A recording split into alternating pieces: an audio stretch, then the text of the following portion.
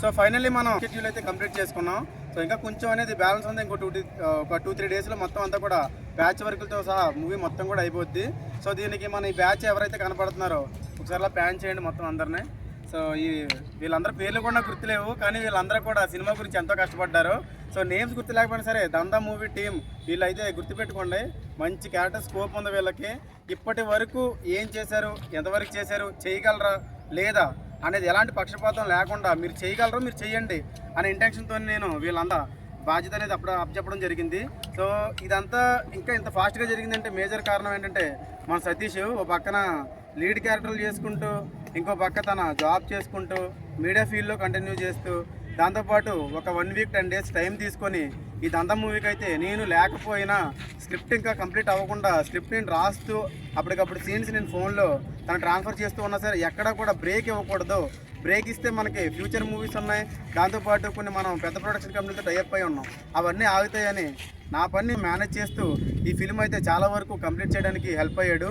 దాంతోపాటు కూడా ఇంకా ఇందులో ఉన్న చాలామంది ఇప్పుడు మీరు చూస్తున్నారు ఈ టీము, వీళ్ళందరూ కేవలం ఆర్టిస్టులు మాత్రమే కాదు, టెక్నికల్ సైడ్ కూడా సపోర్ట్ చేస్తూ ఉన్నారు. ఇప్పుడు ఈ ఫైట్ సీక్వెన్స్కి సంబంధించిన ప్రాపర్టీస్ అవ్వచ్చు, అలాగే దానికి సంబంధించిన లొకేషన్స్ అవ్వచ్చు, అన్నింటిలో కూడా వాళ్ళ ఓన్గా వాళ్ళే ప్రిపేర్ అయ్యి కాస్ట్యూమ్స్ దగ్గర నుండి ఆ లొకేషన్స్ వరకు ఓన్ వెహికల్స్ ప్రిపేర్ చేసుకొని 120 ఛార్జ్ చేయకుండా కేవలం సినిమాలో మీకు కనపడాలి, సినిమా మంచితో మాత్రమే చేశారు.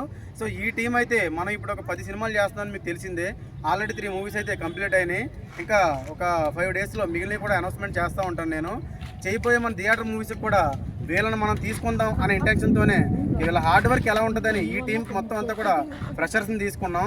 ఇందులో ఎవరైతే మనకి బెటర్ దానిగా మీ అందరూ చూసి ప్రతి ఒక్కరు కూడా ఎంత బాగా బెస్ట్గా పర్ఫార్మెన్స్ చేశారు ఏంటని చెప్పి మీరే ఎంకరేజ్ చేస్తారో ఆ విధంగా వీళ్ళు పర్ఫార్మెన్స్ అయితే చేశారు.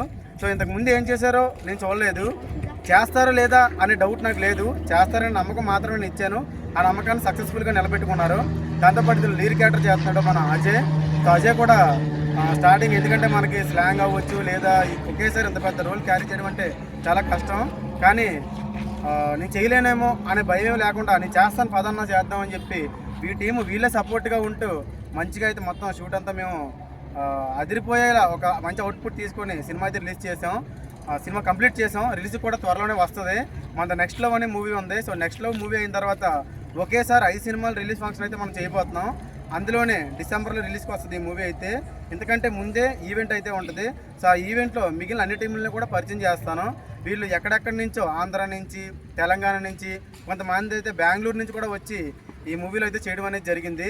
సో వీళ్ళు ఎక్కడ మళ్ళీ మిస్ అవుతారో, వేరే షూట్లో ఉండడం వల్ల మళ్ళీ మీకు కెమెరా ముందు వీళ్ళని రప్పించి మీకు ఓన్ ఒపీనియన్స్ అనేది షేర్ చేసుకోవడానికి అవ్వదు కాబట్టి వాళ్ళందరినీ కూడా ఇప్పుడే టీమ్గా మనం గ్యాదర్ చేసి చేయడం అనేది జరిగింది. సో జేసీ ఫిల్మ్ ఫ్యాక్టరీ ప్రొడక్షన్లో అయితే మనం ఈ సినిమాలు కంటిన్యూగా చేస్తూ ఉన్నాం. సో చేసిన తర్వాత కొంతమంది మనకి ఈసీ సినిమా సపోర్ట్ కూడా ఉంది.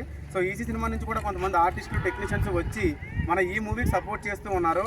So special thanks to EC cinema. So దాంతోపాటు చాలామంది అనుకుంటారు కృష్ణనగర్లో ఇప్పటికీ కూడా కొన్ని వందల మంది తిరుగుతూ ఉంటారు.